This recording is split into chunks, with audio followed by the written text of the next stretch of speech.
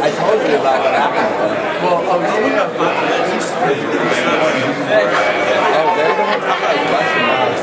Wait, what happened?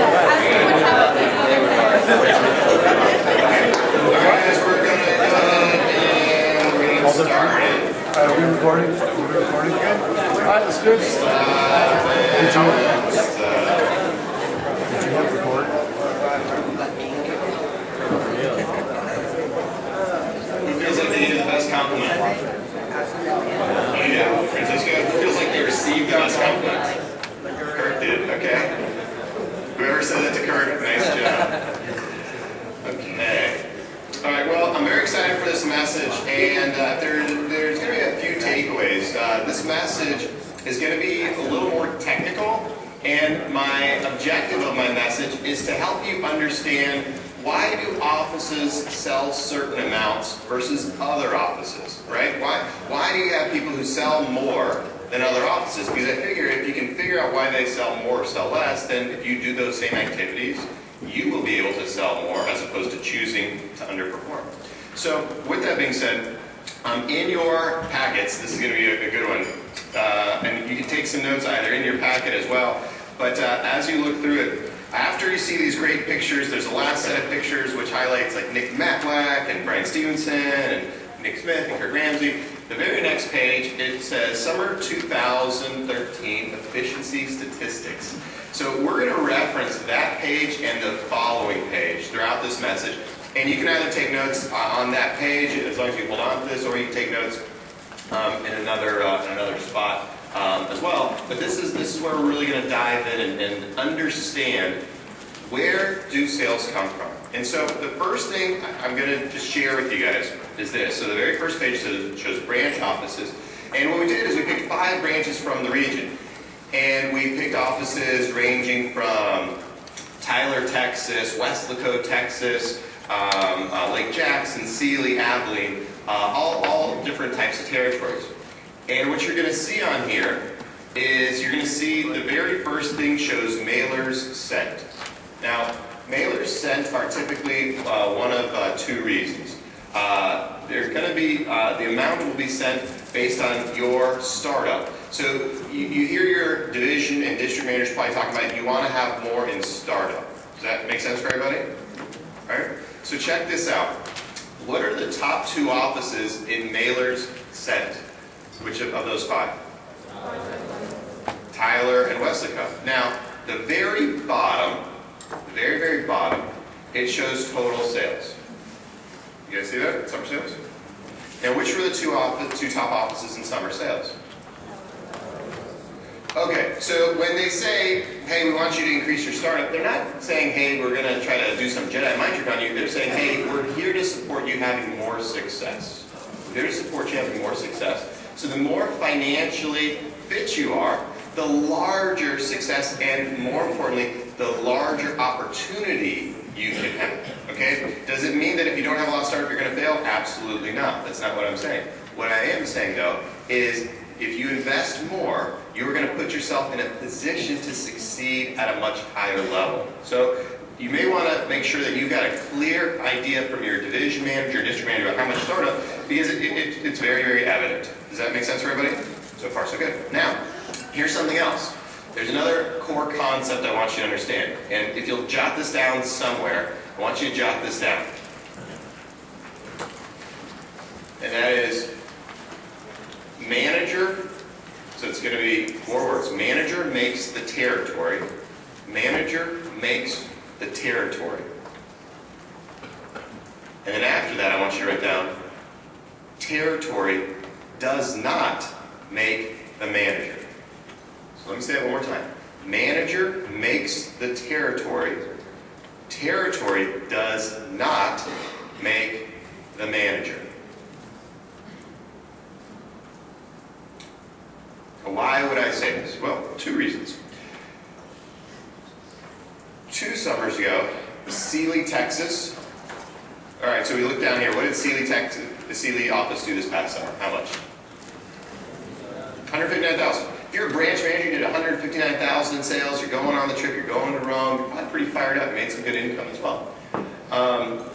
And we have people here who started in that Sealy office that are in here now. So think of how cool that'd be to have your own people the next summer because of your branch. That very same territory the summer before did under $10,000.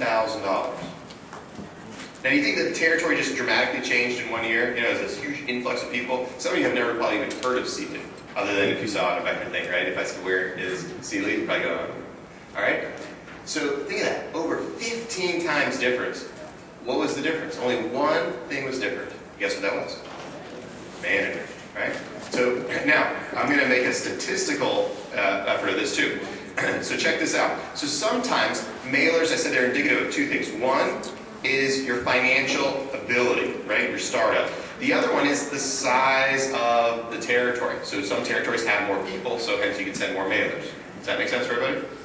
So if you look on here, look at Abilene and Abilene. How many mailers did Abilene send out? 10,400, right? How many mailers did Sealy send out? 5,500.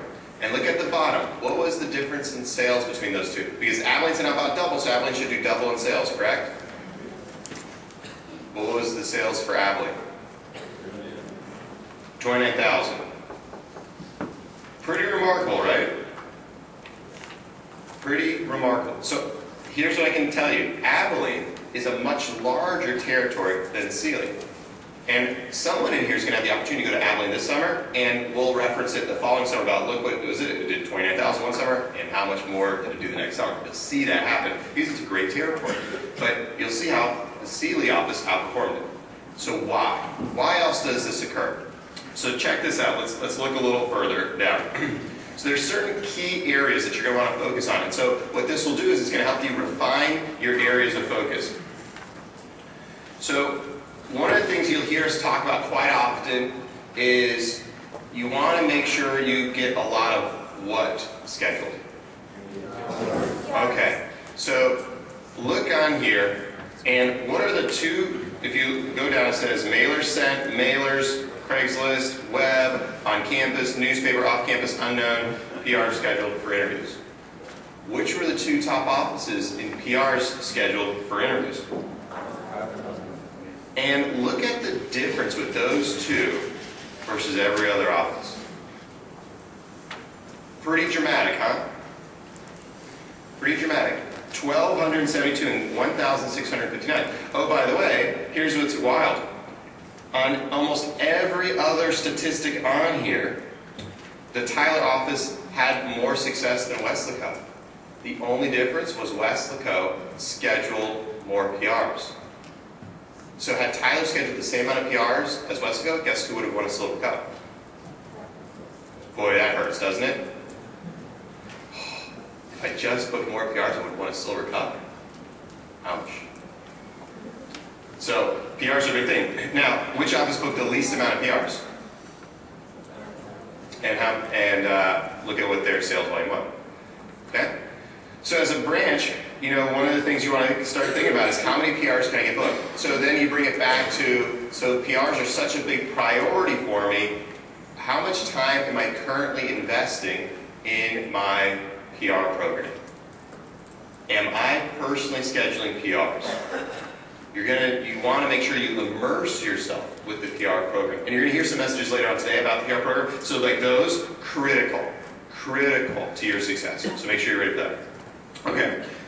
Now, here's something else that's kind of interesting. Let's kind of go down on these statistics. So qualified calls, they're all pretty similar. You'll actually see like Jackson's a little bit lower. Schedule percentage, you'll see they're all kind of in that 90 percentile, a little bit less, a little bit more. You'll see one that was a little bit lower in Lake Jackson. Now, here's what's really interesting. IAPS reached percentage. So you'll see 88, 72, 98, 111, 54. So what does that mean? How could we reach so few IAPS? Any idea? Is it that one territory people just didn't answer the phone?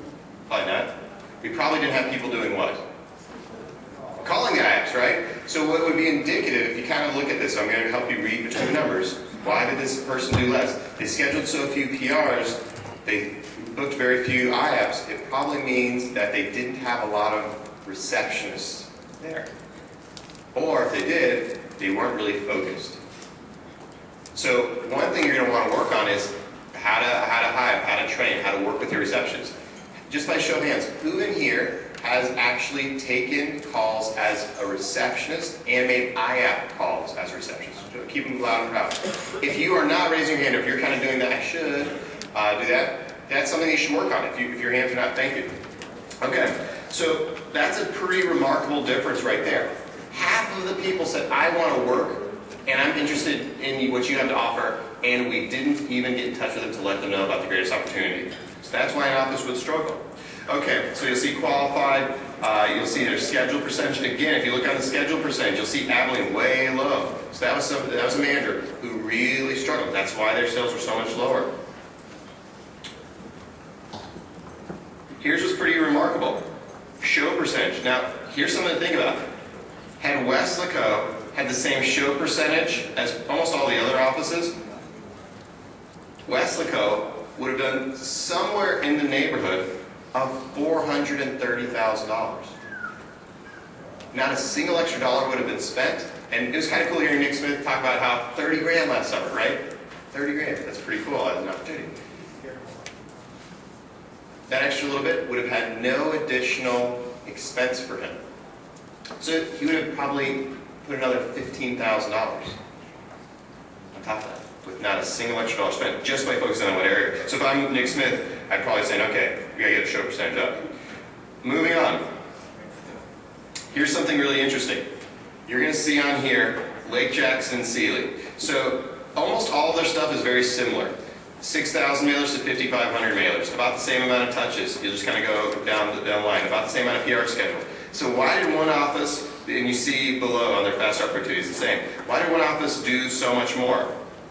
If you look under where it says training statistics, you'll see that Lake Jackson had more people scheduled for training than Sealy.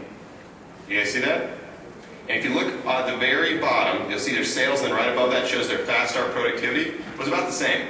So why did one office sell so much more? It came down to two things.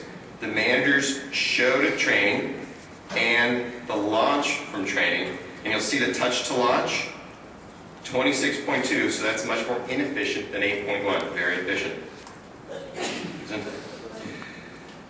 Okay, here's the other thing. The top 4 offices, what was their launch from training? 67, 68, 69, so right in that 2/3, 79%. What did the office that struggled have? 54. So again, what's that indicator for us?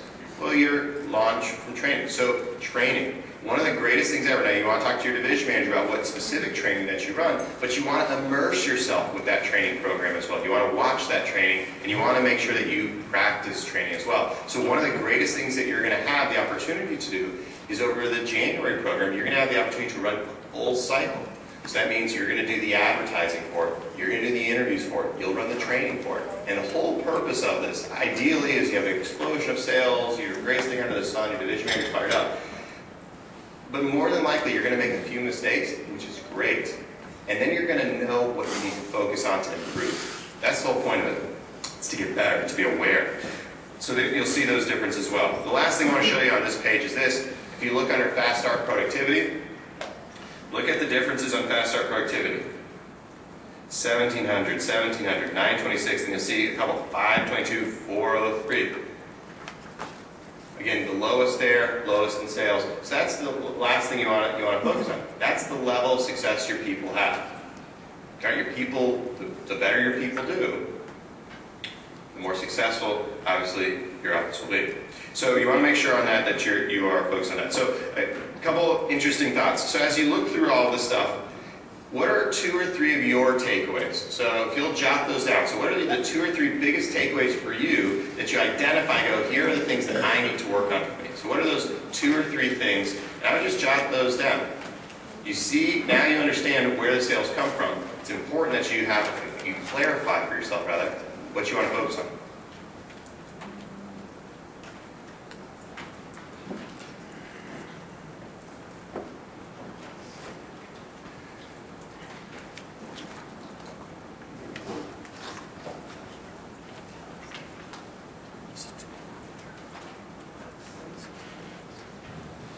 Now, the final thing that's not on this that I want you to be aware of is assistant managers. So assistant managers. So if you ask Nick, how many assistant managers did you have?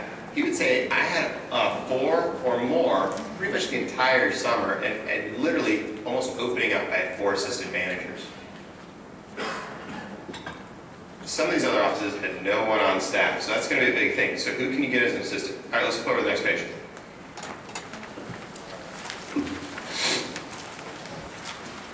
This was pretty cool. So on this next page, if you check this out, you'll see this says district managers. And what's great about this district manager page is the fact that you're going to see there's a variety of offices on here who have, you'll see kind of the progression in sales. So you'll see new district managers, a second-year district manager, or second summer district manager, and veteran district managers. And what's great about it is you'll see the sales progress as well. So how the office's sales improve. Now on here, there's a couple of things that's really interesting. So if you look at it, who is the top new district manager in the region? Which office? Farmington. And if you look at those 3 different new districts, which one sent the least amount to mailers? Farmington. So what does that tell us? Again, that who makes the territory? Manager does. That's a really cool thing, right? Sold more with a smaller territory. So that really goes to show, again, you'll see that there's a variety of things that person did. For instance, you'll see that Northeast Houston and Farmington, if you look on here, Northeast was within 13,000 in sales. They had a better fast start productivity, all of those kind of things. There's one really glaring difference. Look at the touch to launch for Northeast Houston and look at the touch to launch for Farmington. 48.9. So 48.9 people we spoke with, one person started, whereas Farmington was 11.4. So that's why that person did better than the other person. So it's a really important thing. So again, that's where you're going to want to focus your time. A couple other things that are really interesting. So why did these districts, the veteran district offices, sell so much more than the new guys? Well, look at the PRs scheduled for interviews. The new guys, 600, 800, 665. And what did the top people do? 1272, 1700, 2146. So if you're one of those people who go, okay, PRs are really important, I'm probably talking to that Albuquerque manager who happens to be here. Her name's Patty Greeton. One of the top all-time district managers in the Southwest region and Hall of Fame member. I'm talking to her. I'm saying, hey, I want to get my PRs there. What do you do? And model, run that program. It is extraordinary. Okay, a couple last things just for you to check out. Show to training percentage. You'll see these offices. Most of the offices were over 50% show to training. How good is your interview? You only had one office that had 40%, so that'd be like near an opportunity for that office. But 50% plus on show to training. So how can you get your interview to that level? And again, on launch, you'll see almost all of the offices were 65+% launched. So to bring it back to a couple of basic concepts, you'll see a variety of people win in a variety of ways, but there are 3 main fundamentals you're going to want to stay true to and you're going to want to work really hard on. One of those is your interview. The second one is your training. The third one is the PR program. Interviews, training, the PR program. You may mess up a lot of other things, and you will mess up a lot of other things. That's the thing that happens as a new manager. You're not perfect. You'll see in every single case we can poke out things. But if you get the big things down, you'll be okay. Last thing I'd like for you guys to do is I'd like for you to take 60 seconds each, like for just one of your neighbors, to turn to them and share with them what you're going to focus on for the next week to improve your skill set. And then after 60 seconds, the other person will go. Okay, so go ahead and split up.